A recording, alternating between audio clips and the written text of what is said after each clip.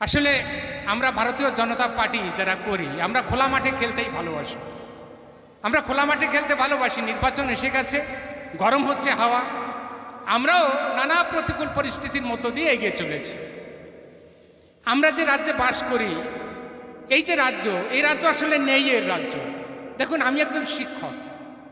প্রত্যেকটা স্কুলে একটা নিয়ম রয়েছে যে প্রতি 40 জন ছাত্র পিছু একজন শিক্ষক দিতে হবে। আপনি যাবেন, স্কুলে যাবেন, গিয়ে দেখবেন শিক্ষক প্রতি 200 জন ছাত্র পিছু একজন শিক্ষক এই রাজ্যে দেওয়া যায় না।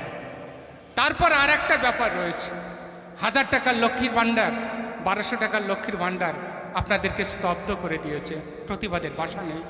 যে সন্তানকে মানুষ করবার জন্য স্কুলে পাঠিয়েছেন, সেই স্কুলে রয়েছে ভুয়ো শিক্ষক, যারা টাকার বিনিময়ে চাকরি পেয়েছে, যারা 5 দিন কত বলতে পারে না, তারা সেখানে রয়েছে, আপনাদের সন্তানকে পড়াচ্ছে। এরপর যাবেন থানায়, গিয়ে দেখবেন পুলিশ নেই। তারপর তো অপরাধীতে চেয়ে গেছে, পুরো রাজ্যই চেয়ে গেছে। আমি পরে সে বিষয়ে আসছি। এরপর যদি হাসপাতালে যান, গিয়ে দেখবেন ডাক্তার নেই। ডাক্তার আছে তো নার্স নেই, নার্স আছে তো ওষুধ নেই। একেবারে নেই এর রাজত্ব, বুঝতেই পারছেন। এরপর যদি আপনাকে গ্রামে নিয়ে যাই, গ্রামে যদি নিয়ে যাই, দেখবেন যে কোনো গ্রামে হয়তো আলো নেই, কোনো গ্রামে হয়তো রাস্তা নেই, আবার কোনো গ্রামে হয়তো পানীয় জল নেই। এই যে নেই এর রাজত্ব, আমরা তার পরিবর্তন চাইছি। আর পরিবর্তন চাইছি বলে পরিবর্তন সংকল্প যাত্রা, আমাদের এই সভা পরিবর্তনের সভা। আর 2011 সালে আপনারা পরিবর্তন দেখেছেন, দেখেননি? মমতা ব্যানার্জি যখন ডাক দিয়েছিল বদলা নয় বদল চাই, রাস্তায় রাস্তায় হোর্ডিং দেখতাম, মা মাটি মানুষ, অগ্নিকন্যা, ভালো ভালো কত কথাই না শুনেছি। আর সেই মমতা ব্যানার্জি, আপনি ডাক দিয়েছিলেন বদলা নয় বদল চাই, সেদিন দুহাত ভরে বাংলার মানুষ আপনাকে আশীর্বাদ করেছিল দিন বদলের আশায়। সেই বদল আমরা দেখেছি যে কি বদল এই রাজ্যে দেখতে পাচ্ছেন। টিভির পর্দায় চোখ রাখতে পারবেন না, খুন, ধর্ষণ আর রাহাজানি, ভাষায় বলে বোঝাতে পারবো না। এই হচ্ছে রাজ্যের পরিস্থিতি। আমরা তার পরিবর্তন চাইছি। আর অদ্ভুত ব্যাপার দেখুন, আমাদের বিরুদ্ধে কমপ্লেইন হচ্ছে, আমাদের বিরুদ্ধে মামলা হচ্ছে। অদ্ভুত রাজ্য এই পশ্চিমবাংলা। এখানে চাকরির পরীক্ষা হয় না, চাকরি পরীক্ষা হয় না।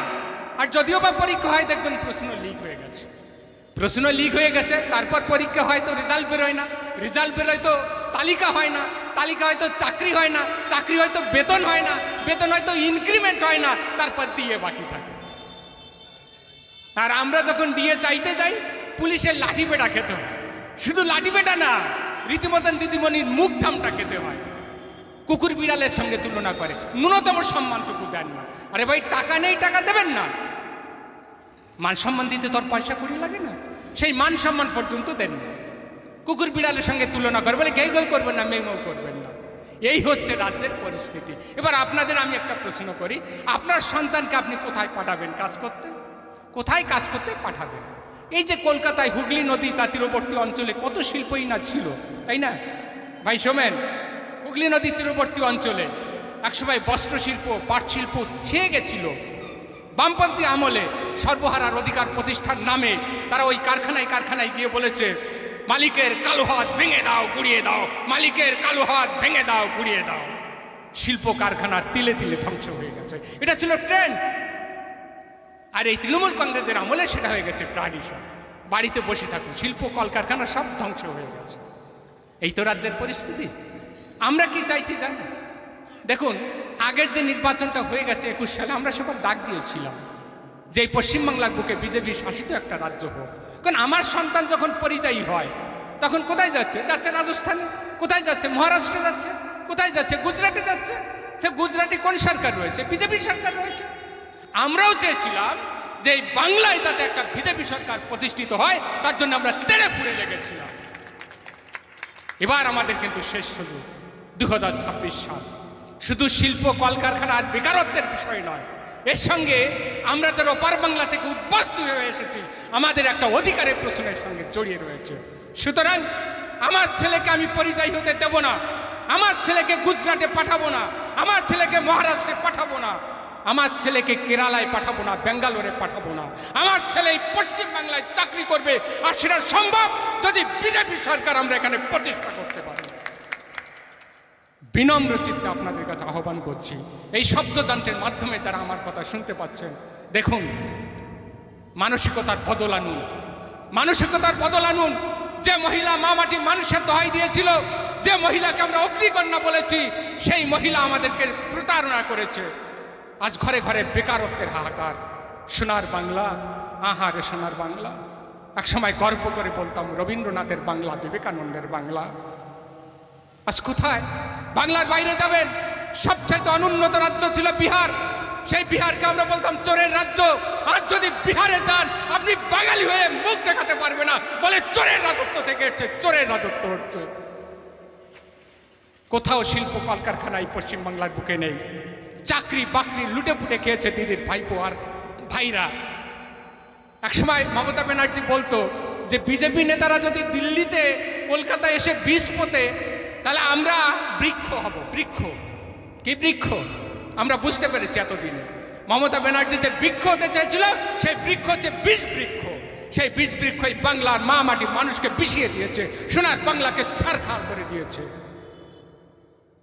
আজ আপনি চাকরির জন্য যদি যান, এমন একটা রাজ্য যে হওয়া চাকরি পর্যন্ত ধ্বংস হয়ে যাচ্ছে, আর নতুন চাকরি কি পাবেন?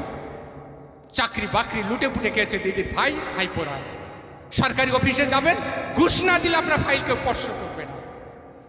এই তো রাজ্যের হাল। বিবেকানন্দের বাংলা, রবীন্দ্রনাথের বাংলা, হায় রে সোনার বাংলা। এই বাংলার বাইরে গেলে আজ চোরের অপবাদ নিয়ে আপনাকে ফিরতে হচ্ছে। এই তো রাজ্যের হাল। আমরা তার পরিবর্তন চাইছি, পরিবর্তন চাইছি, আপনাদের কাছ থেকে আশীর্বাদ চাইছি। আর এই পরিবর্তনের জন্য আমরা বারবার পরিবর্তন সংকল্পের ডাক দিয়েছি। মানসিকতার বদল এনে 2026 সালে এই পশ্চিমবাংলার বুকে আপনারা ভারতীয় জনতা পার্টির সরকার প্রতিষ্ঠা করুন। আপনার আশা আকাঙ্ক্ষা পূর্ণ হবে।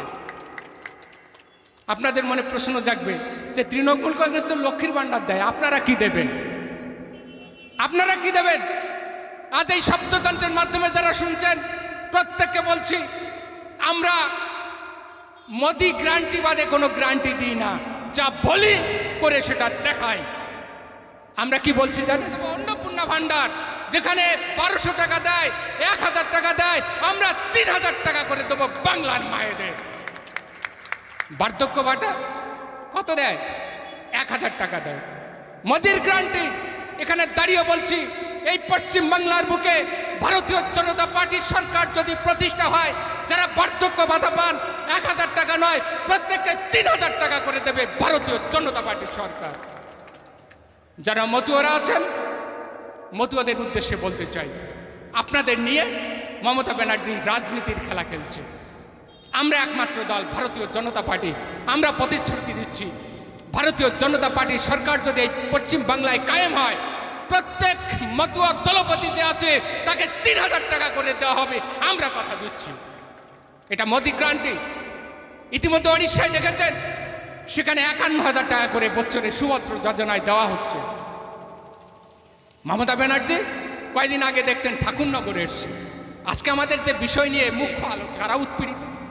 আমি নিজে একজন উদ্বাস্তু জীবনের যন্ত্রণা আমি জানি।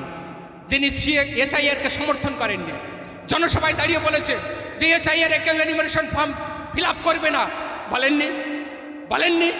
আজ আপনাদের উদ্দেশ্যে বলছি, মমতা ব্যানার্জির মতন ভাওতাবাজ, চিটিংবাজ, মিথ্যাবাদী এই পশ্চিমবাংলা নয়, ভারতবর্ষে কেউ নেই।